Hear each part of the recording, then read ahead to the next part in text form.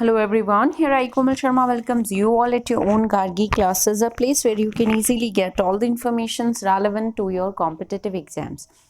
Okay, so हमारा जो series है of resolution and independence by William Wordsworth वो कंटिन्यू है राइट।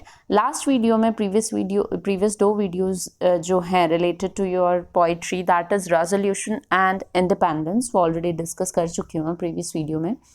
तो लास्ट जो स्टांजा था उसमें पोइट बता रहे हैं that the poet went near to that old man who stood there like a firm pole. ठीक है, एक फर्म पॉल की तरह एक ओल्ड मैन वहाँ पे खड़ा हुआ है और उसको देख के the poet wondered, he actually got surprised कि मतलब इतने लोनली प्लेस में, इतने लोनली मूड में एक्सपेक्ट नहीं किया जा सकता of an old man standing there.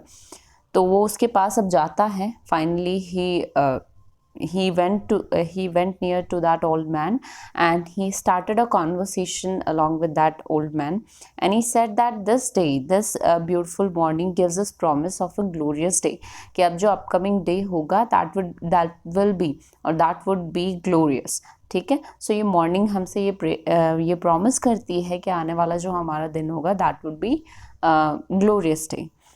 तो अब आगे देखते हैं कि एग्जैक्टली विलियम वर्ड्सवर्थ और उस ओल्ड मैन के बीच में क्या कॉन्वर्सेशन होता है और किस तरीके से विलियम वर्ड्सवर्थ अपनी as a poet, being a poet, और जो पोइट्स की जो प्रॉब्लम्स है, जो डिफ़िकल्टीज़ है, उसको किस तरीके से रिजॉल्व कर पाते हैं और किस तरीके से उन डिफ़िकल्टीज से बाहर निकल कर वो अपने आप को इंडिपेंडेंट कर पाते हैं right.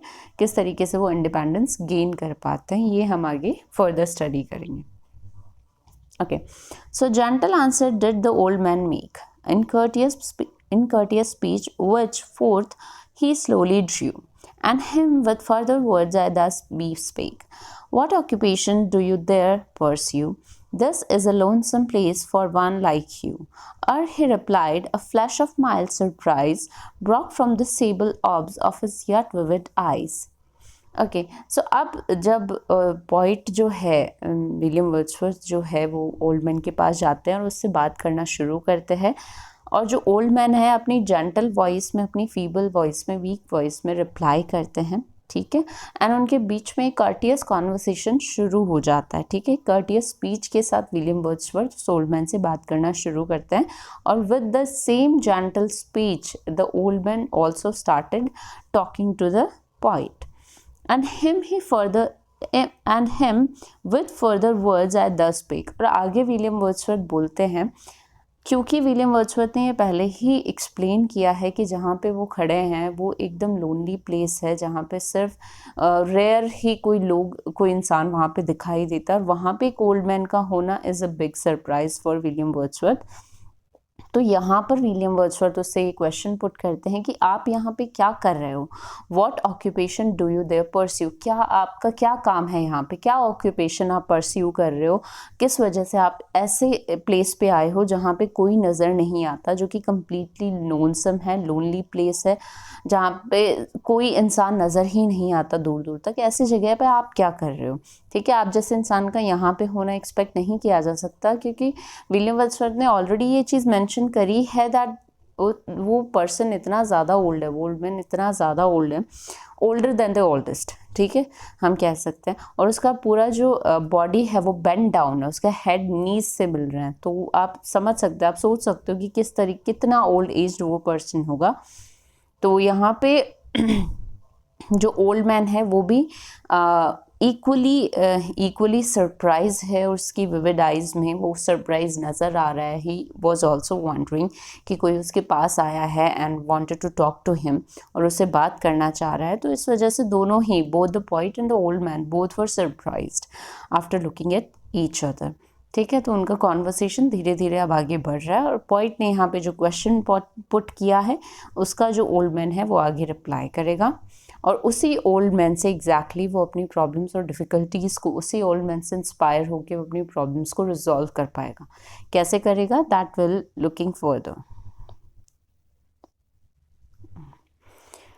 Next stanza is, his words came feebly from a feeble chest, but each in solemn order followed each, with something of a lofty utterance dressed. choice words and measured phrase, above the reach of ordinary men. A stately speech such as grave lovers do in Scotland use. Religious man who give to God and man their dues. अब यहाँ पे उसकी जो voice है वो feeble है, जो words है वो फीबली आ रहे हैं. फीबली मतलब the person was looking so feeble, so weak. ठीक है, बहुत ज़्यादा वीक नज़र आ रहा था, ओल्ड था, तो उसके जो वर्ड्स है वो भी थोड़े फीबल ही आ रहे थे, कमज़ोर से, वीक से. ठीक है, फ्लैटर्ड होके हम बोल सकते हैं.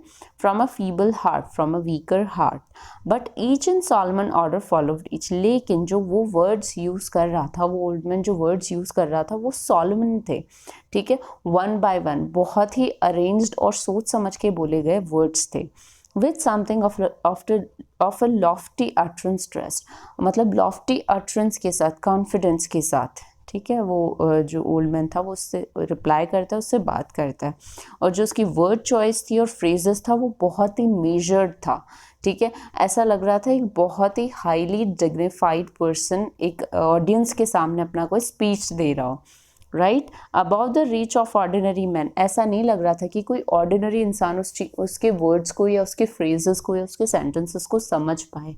नो, दो his voice was feeble, voice feeble थी, लेकिन उसका वर्ड्स अरेंजमेंट, उसका फ्रेजेस अरेंजमेंट्स, या फिर हम बोल सकते हैं उसका बोलने का तरीका वो सो स्ट्रॉन्ग कि एक ऑर्डिनरी इंसान शायद उसके वर्ड्स या फ्रेजेस या सेंटेंसेस को ना समझ पाए. So a stately speech he was giving. Right, और ऐसा लग रहा था जैसे स्कॉटलैंड के जो लिवर्स है, स्कॉटलैंड के जो इनहैबिटेंट्स हैं, उनमें ये चीज़ इनहैबिट होती है कि वो इस तरीके की हाईली डिग्निफाइड स्टेटली स्पीच को एड्रेस करे टू द ऑडियंस. तो उसका बोलने का तरीका वाज जस्ट वंडरफुल. एंड वो इस तरीके से बोल रहा था जैसे कोई रिलीजियस मैन लाइक अ प्रीस्ट और पॉप जब एक पोडियम के पास खड़े होते हैं और उस पोडियम पे खड़े होके जब वो अपनी ऑडियंस को या अपने लोगों को, रिलीजियस लोगों को एड्रेस करते हैं, तो ऐसा लग रहा था he was like that priest और pope religious person who was addressing to his audience. Right, अपनी ऑडियंस को जैसे कोई एड्रेस कर रहा हो, उससे बात कर रहा हो. तो इस तरीके का यहाँ पे एक्सप्लोर पॉइंट ने किया है about the words, the phrases which he was using and the sentences which he was uttering. So completely, or everything was just wonderful while the person was talking. उस टाइम पे भी William Wordsworth उतने ही surprise थे कि इतनी old age में, इतने lonesome place में, इतना ओल्ड पर्सन जो कि कम्प्लीटली बेंडेड है यहाँ पे खड़ा हुआ है, कुछ अपना काम कर रहा है, और उसकी वॉइस में जो फर्मनेस है, that was ट्रेमेंडस. Next one is, he told that to those waters he had come to gather leeches. Being old and poor, employment hazardous and wearisome, and he had many hardships to endure. From pond to pond he roamed, from moor to moor, housing with God's good help by choice or chance, and in this way he gained an honest maintenance. तो अब यहाँ पे finally that person recited everything. वो उससे वो सारी चीज़ें बताता है ओल्ड मैन कि वो वहाँ पे क्यों खड़ा है, क्या कर रहा है. तो वो बोल रहा है कि मैं water to water, from one water body to another water body, मैं घूमता रहता हूँ. क्यों? To gather leeches. ठीक है, लीच गैदरिंग के लिए मैं एक जगह से दूसरी जगह जाता हूँ, जो कि बहुत ही ज़्यादा हार्ड वर्क है, हज़ार्डस और वेरीसम वर्क है, जो यूजुअली एक यंग पर्सन भी शायद करने से हेजिटेट फील करे. बट यहाँ पे ओल्ड मैन इतना हज़ार्डस और वेरीसम जो टास्क परफॉर्म कर रहा है of gathering leeches was just surprising. And he had many hardships to endure, और उसकी लाइफ में इतने हार्डशिप्स आए हैं या अभी आ रहे हैं, उनको वो इंड्योर करता हुआ आ रहा है और अभी भी आगे भी करेगा. राइट, इस एज में वो पर्सन इतना डिफ़िकल्ट टास्क अटेम्प्ट कर रहा है. सो वो एक इंस्पायरिंग हो जाता है, इंस्पिरेशन हो जाता है for a common human being, जो अपनी ज़रा सी प्रॉब्लम्स को लेके बैठ जाते हैं. जो लोग सब छोटी छोटी डिफ़िकल्टीज़ को इतना बड़ा बना लेते हैं कि पता नहीं हम किस दौर से गुजर रहे हैं. हमारे जितना फ्रस्ट्रेट, डिप्रेस्ड, डिसअपॉइंटेड शायद कोई नहीं होगा. इतने पिट ऑफ डिप्रेशन में कई लोग चले जाते हैं. तो उनके कंपैरिजन में जो लीश गैदरिंग करना, और वो भी इतने ओल्ड मैन के लिए जो कि कम्प्लीटली बेंडेड है जिसकी बॉडी, जिस तरीके से खड़ा भी नहीं हुआ जा रहा है, इतना रिजिड हो चुकी है उसकी बॉडी अब, लेकिन अभी भी वो इतना डिफ़िकल्ट टास्क परफॉर्म कर रहा है। तो वो एक इंस्पिरेशन गेन करने वाला ह्यूमन बीइंग है, जिससे हम इंस्पिरेशन ले सकते हैं कि नहीं, शायद हमारे डिफ़िकल्टीज़ या प्रॉब्लम्स उतनी नहीं है जितनी उस पर्सन की है, right. Now what does it mean by leeches? Leeches क्या होते हैं basically? Let me show you the picture. So these are the leeches. ये लीचेस होते हैं बेसिकली जो ब्लड सकिंग के काम में आते हैं, एनिमल होते हैं, ठीक है, मैमल्स होते हैं बेसिकली। तो एक्वाटिक मैमल्स, एक्वाटिक एनिमल्स हम बोल सकते हैं, जो कि यूजुअली जो मेडिकल प्रैक्टिशनर्स या फिर डॉक्टर्स जो हैं वो एक फिजिकल थेरेपी के लिए यूज़ में लेते हैं इन लीचेस को, to sucking the foul blood हम बोल सकते हैं, जो बेकार ब्लड होता है ऑफ द बॉडी या फिर कुछ ऐसा होता है उनका थेरेपी का, फिजिकल थेरेपी देने के लिए वो लीचेस का यूज़ करते हैं। और इन लीचेस को फ्रॉम दैट वाटर बॉडीज़ उस ओल्ड मैन को गैदर करने का टास्क वो परफॉर्म करता है। उसका एम्प्लॉयमेंट है to gather these leeches from the water bodies. Okay, so इतना डिफ़िकल्ट और हजार्डस या वेरिसम टास्क वो जो ओल्ड मैन है वो परफॉर्म करता है। And from pond to pond he run from moor to moor. एक पॉन्ड से दूसरे पॉन्ड में जाना, वहाँ पे उन लीचेस को ढूंढना, एक मोर से दूसरे मोर तक जाना, ठीक है। But with God's good help, by choice और चांस, बाय चांस और बाय चॉइस कुछ भी हो सकता है। And in this way he gained an honest maintenance. और इस तरीके से वो अपने ऑनेस्टली अपने टास्क को परफॉर्म करता है और ऑनेस्टली अर्न करता है to spend his life. The old man still stood talking by my side, but now his voice to me was like a stream, scarce heard, nor word from word could I divide, and the whole body of man did seem like one whom I had met with in a dream, or like a man from some far region sent to give me human strength by apt admonishment। तो आप यहाँ पे point बोलते हैं कि जो old man है वो अभी भी मेरे पास ही खड़ा था and he continuously talking to me, but उसकी वॉइस तो मुझे सुनाई दे रही थी पर मुझे समझ कुछ नहीं आ रहा था। हिज वर्ड्स और voice turn like a stream to me, क्योंकि उसकी बातें सुन के या उसकी हार्डशिप्स को देख के मैं कहीं अपने आप में खो गया था। कई बार ऐसा होता है जब अनएक्सपेक्टेड चीज़ें हमारे सामने आ जाती है, कोई ऐसा ह्यूमन बीइंग जिसको हम एक्सपेक्ट नहीं करते वो हमसे बात करने लगता है। इनिशियली हम उसकी सारी बातें सुनते हैं एंड लेटर ऑन हम शायद कहीं ना कहीं अपने ही थॉट्स में खो जाते हैं, अपनी ही चीज़ों को रिकॉल करने लग जाते हैं कि मैं शायद मेरी डिफ़िकल्टीज़ को ज़्यादा बड़ा मान रहा था इसकी डिफ़िकल्टीज़ के कंपैरिजन में। Now look at the person, वो कितने हार्डशिप्स से गुजर रहा है, but still that person is talking like a strong man, ठीक है। एक स्ट्रॉन्ग मैन की तरह वो बात कर रहा है, अपनी हार्डशिप्स को एक्सप्लेन कर रहा है टू मी। तो वो कहीं ना कहीं वर्ड्सवर्थ उस टाइम पे अपने ही थॉट्स में, अपने ही कॉन्शियसनेस में, सबकॉन्शियसनेस में कहीं खो जाता है और उसकी बातें सिर्फ उसको एक स्ट्रीम की तरह नज़र आती है। दो ही वॉज कॉन्शियस कि हाँ वो ओल्ड मैन उससे बात कर रहा है, विलियम वर्ड्सवर्थ से वहाँ खड़ा हुआ बात कर रहा है, बट वो क्या बोल रहा है वो शायद वर्ड्सवर्थ को वहाँ पे समझ में नहीं आ रहा था, क्योंकि he lost it in his own thoughts, ठीक है। And the whole body of the man did seem like one whom I had met with in a dream. तो वो उसकी जो बॉडी है, वो जो ह्यूमन पर्सन था, ओल्ड मैन था, वो ऐसा लग रहा था जिससे मैं कहीं ना कहीं ड्रीम में मिला हूँ। रियलिटी नहीं लग रही थी मुझे, क्योंकि एक्सपेक्टेड नहीं होता है किसी ओल्ड मैन का इस तरीके से हार्डशिप्स करना, इतना हज़ार्डस और इतना एफर्टलेस और इतना एफर्टफुल काम करना किसी इस तरीके के पर्सन से एक्सपेक्ट नहीं किया जा सकता। इन वर्ड्सवर्थ जहाँ पे वो यंग है, स्ट्रॉन्गर है, ठीक है।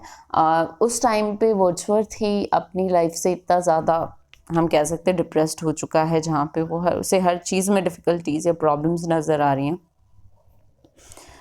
तब वो पॉइंट सोच रहा है कि नहीं, ये कोई ड्रीम हो सकता है, क्योंकि रियलिटी में इतने प्रॉब्लम्स किसी पर्सन की लाइफ में, और रियलिटी में कोई पर्सन इतना ज़्यादा मेहनती हो, दैट इज़ अनएक्सपेक्टेड, और वो भी गोल्डमैन से।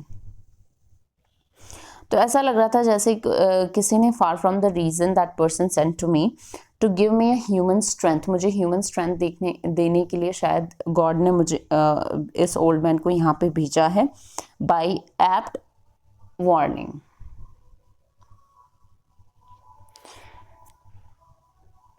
My former thoughts returned, the fear that kills, and hope that is unwilling to be fed. Cold, pain, and labor, and all fleshly ills, and mighty poets in their misery dead. Perplexed and longing to be comforted, my question eagerly did I renew. How is it that you live, and what is it you do? तो यहाँ पे poet के जितने भी thoughts थे वो वापस आ चुके हैं। पॉइट की जो होप थी वो भी ऑलमोस्ट डेड थी उस टाइम पे, that was unwilling to be fed, that was unwilling to be risen again. दोबारा शायद होप को राइज करना मुश्किल था, बट इस ओल्ड मैन को देख के उनकी जो होप थी शायद दोबारा से रिवाइंड हो रही थी। वो जो कोल्ड, पेन, लेबर एंड जितनी भी प्रॉब्लम्स और डिफ़िकल्टीज, जितना भी मतलब अनएक्सपेक्टेड जो भी लाइफ की डिप्रेशंस होते हैं वो उससे दोबारा से रिकॉल हो रहे थे, of the points in their misery dead. So he was perplexed that, and उसने दोबारा से वही क्वेश्चन किया पॉइंट ने, that how is it that you live, किस तरीके से तुम रहते हो, and what is it you do, क्या करते हो तुम। दोबारा से पॉइंट ने सेम क्वेश्चन किया, टू रिवाइंड और to gain that strength which he lost it somewhere. जो अपनी ही मिजरी में कहीं खो चुका था, जो अपनी ही मिजरी में लॉस्ट हो चुका था, वो उस इंसान से चाहता है कि वो अपनी स्ट्रेंथ को रीगेन करे, अपनी होप को रिवाइंड करे, right? He with a smile did than his words repeat, and said that gathering leeches far and wide he travelled, stirring thus about his feet the waters of the pools where they abide. Once I could meet with them on every side, but they have dwindled long by slow decay. And yet still I persevere and find them where I may. यहाँ पे जो old man है with the same smile, वो फिर से उसको सारी चीज़ें बताता है, that I came here to gather the leeches, मैं लीच गैदरिंग के लिए यहाँ पे आया हूँ। ट्रैवल फ्रॉम सो फार, बहुत दूर से चल के आया हूँ। Moor to moor, pond to pond, water to water, I try to find these leeches. लेकिन मैं जब स्टर करता हूँ वाटर को, शायद वो कहीं ना कहीं छुप जाती हैं जाके अपने स्लो पेस में, और बहुत मुश्किल होता है उनको गैदर करना। Still I gather all those leches and went back to my work। ठीक है, हमेशा आता हूँ, लीचेस गैदर करता हूँ और फिर से अपने काम पे चला जाता हूँ, मतलब अपने रेपिटेटिवली मेरा काम यही चलता रहता है। तो पॉइंट को फिर से ओल्ड मैन ये सारी चीज़ें with the same smile, with the same spirit, with the same enthusiasm of spirit, वो उसको पॉइंट को वो सारी चीज़ें एक्सप्लेन कर रहा है यहाँ पे। Okay. While he was talking thus, the lonely place, the old man's shape and speech all troubled me. In my mind's eye, I seemed to see him pace about the weary moors continually, wandering about alone and silently, while I these thoughts within myself pursued, he having made a pause, the same discourse renewed. अब यहाँ पे जो point से वो old man बात कर रहा है, ठीक है, तो उसकी ओल्ड मैन की जो शेप है, उसकी स्पीच है, पॉइंट को बार बार परप्लेक्स कर रही थी, उसके माइंड को डिस्टर्ब कर रही थी, क्योंकि सेम थॉट की हमारी लाइफ में, एक कॉमन ह्यूमन बीइंग की लाइफ की जो प्रॉब्लम्स होती हैं वो उससे बहुत ज़्यादा एक बहुत बड़ी वॉल की तरह लगती है, जो कि क्रैक करना जिसको बहुत ज़्यादा मुश्किल होता है। और उस सिचुएशन में, उस सर्कमस्टांसेस में जब उसे ऐसा पर्सन मिल जाता है जो कि इतना ज़्यादा ओल्ड है, बैंडेड है, बहुत ज़्यादा फीबल है, वीक है, ठीक है, जिसकी शायद आवाज़ भी ढंग से नहीं निकल रही है, बट फिर भी उसकी स्पीच या वॉइस में कुछ ना कुछ ऐसा है, स्ट्रेंथ है उसकी वॉइस में, वो कॉन्फिडेंस है, उसका काम इतना ज़्यादा डिफ़िकल्ट है, to gather the leeches is so difficult for a young person in fact, और उस टास्क को परफॉर्म कर रहा है एक ओल्ड पर्सन। तो सारी चीज़ें उसे परप्लेक्स कर रही थी, वो चारों तरफ मूव्स में देख रहा था, चारों तरफ लोनलीनेस थी, कोई आसपास नज़र भी नहीं आ रहा था, सब चारों तरफ साइलेंस था, एवरीवेयर वाज साइलेंस। और वहाँ पे ये पर्सन वॉन्डर करता है, एक प्लेस से दूसरे प्लेस पे वॉन्डर करना, लीचेस गैदर करना, वो सारी चीज़ें पॉइंट्स दोबारा से रिकॉल करता है कि मैं अपनी प्रॉब्लम्स को इतनी ज़्यादा बड़ी मानता था। एक पॉइंट अपनी प्रॉब्लम्स में इतना ज़्यादा फंस जाता है कि that highs on the joys जब होते हैं, जब बहुत ज़्यादा हैप्पीएस्ट होता है, the peak of the happiness होता है, और जब लो ऑफ डिप्रेशन उसकी लाइफ में आता है, that time he got depressed, ठीक है, कंप्लीटली पिट ऑफ डिप्रेशन में चला जाता है। तो शायद इतना ज़्यादा डिफ़िकल्ट नहीं होता एक पोइट की लाइफ है, किसी ऑर्डिनरी पर्सन की लाइफ जितनी डिफ़िकल्ट और हज़ार्डस, वेरिसम और प्रॉब्लमेटिक जो काम है, प्रॉब्लमेटिक नहीं बोल सकते हम इसको, जितना हार्ड वर्किंग ये ओल्ड मैन है उतना इसके कंपैरिजन में तो हम कुछ भी नहीं करते, इतना वर्क तो शायद हम लोग भी नहीं करते ना यंग एज। तो ये पर्सन जब इतने एफर्ट्स लगा के इतना सब कुछ कर रहा है तो वाई शुडंट वी, हम क्यों इतने डिप्रेस्ड हो जाते हैं छोटी छोटी प्रॉब्लम्स को लेके?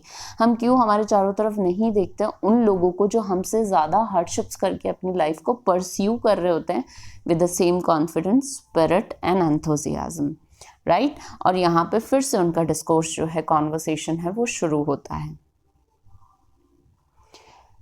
And soon with this he other matter blended, cheerfully uttered with demeanor kind but stately in the vein. And when he ended, I could have laughed myself to scorn to find in that decrepit man so firm a mind. God, said I, be my help and stay secure. I will think of the leech gatherer on the lonely moor. Now finally the poet is able to resolve his problem, and finally he gained his independence from all those problematic situations or problematic depressions which actually surrounded him earlier before meeting this old man. So now the poet says that and soon with this he other matter blended, वो एक के बाद एक अपने words को अनब्लेंड करता जा रहा था, एक के बाद एक अपनी स्पीच बताते जा रहा था, अपनी एक्सपीरियंसेस शेयर करते जा रहा था पोइट से, and cheerfully he was uttering his words and with the demeanor kind but stately in the man, but stately in the manner. And when he ended, और जब उसका स्पीच ख़त्म होता है, I could have laughed myself to scorn fine. उस time पे poet अपने आप को स्कॉन करता है, अपने आप को वॉर्न करता है, अपने आप को स्कॉल्ड करता है, हम बोल सकते हैं कि look at this decrepit man, look at this old man who is so firm, जो कि बहुत ज़्यादा फर्म माइंडेड है, स्टेबल है, इतना ज़्यादा कॉन्फिडेंट है, इसके एंथुसिज्म को देखो, इस एज में भी अपने काम को 100% परफॉर्म कर रहा है, लुक एट दिस मैन। और फिर वो गॉड को बोलता है कि आज के बाद में I will not complain about anything, मैं किसी चीज़ के बारे में कंप्लेन नहीं करूँगा, जो कि पहले प्रीवियस स्टैंजास में शायद पोइट ने बोला ही था ये कि God why don't you look at us, why don't you look at our problems, why don't you guide us to solve our problem, why don't you guide us to so that we can resolve our problems and get independence from all those difficulties which surround us throughout our life. तो जब जहाँ पे previous stanzas में poet continuously सिर्फ God को complain करते जा रहा था, now finally what does he say to God कि गॉड, पोइट यहाँ पे गॉड से बोलते हैं कि help me, please help me and secure me. और जब भी मैं अगर डिसअपॉइंट होऊंगा अभी लाइफ में, या फिर मैं कहीं पे भी वो लॉ ऑफ डिप्रेशन अगर मेरी लाइफ में वो मोड आएगा, तो definitely I will think about that leech gatherer, मैं इस लीच गैदरर के बारे में सोचूंगा on the lonely moor, to whom I met on the lonely moor. So this is all about the poem, that is resolution and independence. तो hope you would get the point कि poet को finally किस तरीके से वो अपनी problems को resolve कर पाता है, किस तरीके से अपनी जितनी भी डिफ़िकल्टीज़ हैं ऑफ लाइफ, जिसको उसने एक माउंटेन की तरह देख रखा था कि पता नहीं उसकी लाइफ की जो डिफ़िकल्टीज़ है वो एक माउंटेन की तरह जो कभी क्रॉस ही नहीं हो पाएगी, जो कभी हट ही नहीं पाएगी। Now finally he is able to gain his independence from those difficulties and finally he is able to resolve his problems.